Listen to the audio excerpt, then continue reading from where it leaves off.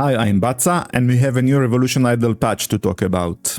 This patch does not have any new endgame content, but it adds a few significant automations that completely change the way you play the game, at least in the later stages. So what do we have in this patch? An update to the Infinity tabs. They do look nice now. Hopefully we'll get an update to Eternity 2 in the future. We have some UI changes, some badly needed wording changes, a little bit of balancing, some tweaks and fixes. Double-clicking on a tarot card to use it, you can enable it in options. But most importantly, we got new macro blocks. The most important block for the endgame is the Arcana card usage. Now we can automate it and play a lot more idly. It was getting really hectic with constant Arcana cards clicking since the tarot patch came out. I want to focus on a few important macros in this video, so let's get started. I made a Google Docs file for my macros and other helpful macros I have found in the game's Discord. The link to it and other useful links are in the description. I'll try to keep it updated with new macros, and if you want to edit the file, you go to File, Make a Copy. Don't ask me for permission to edit the file. You have a limit of 3 macros. You can buy more with souls, but since it's so easy to import and export a macro, you don't need to buy additional ones unless you want to. To import one, copy the text of the macro, select the one you want to change, and click on Import. For exporting, click Export and paste the output in a text file. You get the macro block for Arcana cards from achievement 423 now. The time work block costs souls though, so if you don't have it, you need to buy it. I want to focus on 3 different macros in this video. The Arcana card spam for normal gameplay, bulk spawning of special minerals to get a full monogrid, and the tower macro to destroy the level 20 gems once you have filled the board. The Arcana spamming macro is a really simple one. Just use the cards that are useful to you. I have 15 cards in my macro. The vital cards for the macro are the Hermit, the Chariot, Justice, the Fool and the Devil. Other important cards are the Hierophant, the World, the Moon, the Hanged Man and the Magician. Cards that give a very small boost but no reason to not use them are the High Priestess, the Lovers, the Strength, the Sun and the one which gives the smallest boost, Temperance.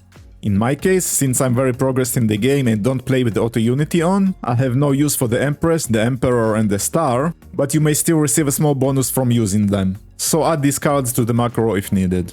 Wheel of Fortune is a useless card, and Judgment shouldn't be added to the rotation in my opinion. I think that it's better to use it occasionally when there's a gap between the highest and the lowest suit, but people in Discord said to add it to the rotation, so you can do that. The Devil is almost always good to use in the context of this macro. It will be a bad idea for the other 2 macros though. The order of the cards is only important for the first loop, so I put the Hermit first and the Devil last.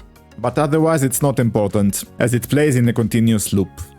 When playing the game actively or being semi-AFK, it's good to keep the macro running with auto-spawn on and deleting the unwanted cards when the board is getting full. When leaving the game on overnight or being AFK for a long time, like going to work, the board will get filled up pretty fast, and the Fool won't be able to spawn black gems. So instead of making a new macro without the Chariot and Justice, you can just disable the auto-spawn and keep the macro running. The Fool will work fine, just remember to delete the unwanted gems before going AFK so you have enough empty slots for the black gems to spawn. We got a new macro block for deleting the black gems, but not other gems, and I'm fine with this. But you can delete 2 or even 3 gems at the same time on PC and more on mobile. Grab and hold the right click for the first one and get the second one with the left click. For deleting 3 gems, use right click, middle click, left click. This isn't new to the patch, it always worked like this. Bulk mineral spawn macro. I covered this in another video, but in this patch the macro has changed. I'll talk about the pinned macro in Discord and my own macro. You need to use an auto-clicker for this, it is allowed. You can get one called OP auto-clicker from the Windows Store and set the interval to 10 milliseconds just in case. The macro will use the Hermit and the Chariot, then the time warp for bulk mineral spawn, which you need to stop immediately with the auto-clicker. Then it will do a second time warp to finish the cooldown of the Chariot. Let's check it out. Start the macro, go to the tarot page, start the auto-clicking. Once you see a flicker, it means that the time warp started and stopped, so stop the auto-clicking right away. The second, slower time warp will start to progress, and once you see that the Chariot is off cooldown again, you can stop the time warp and check your haul. At that point you can delete your unwanted gems and start again. My base level for the special gems is 10, with black at 11. The first time warp in the macro is set to 768 minutes, and it will give me 8 level 20s of one color and 2 of another. So I guess it's a good number to use. 360 minutes, for example, will give me 4 level 20s of 2 colors. For black gems, the number will be double. You can experiment with different time warp settings, see what works best for you. I have made a macro for bulk spawns too, it's a bit different. The first 3 lines for deleting black gems and spawning cards are optional, I'll tell you why I put there in a bit. Then I'm using not only the Hermit and the Chariot, but also a lot of other useful cards, no reason not to. Otherwise, the macro is similar to the Discord one. But there's a nuance to it. Because the first time warp will be cancelled immediately with the auto-clicking, it will use a very small amount of time flux, like 3 to 4 minutes. Most of the time flux will be used on the second time warp to get the Chariot off cooldown again. I'm kinda running low on time flux, so I prefer not to use the second time warp for the macro, so I deleted the last 2 lines from it.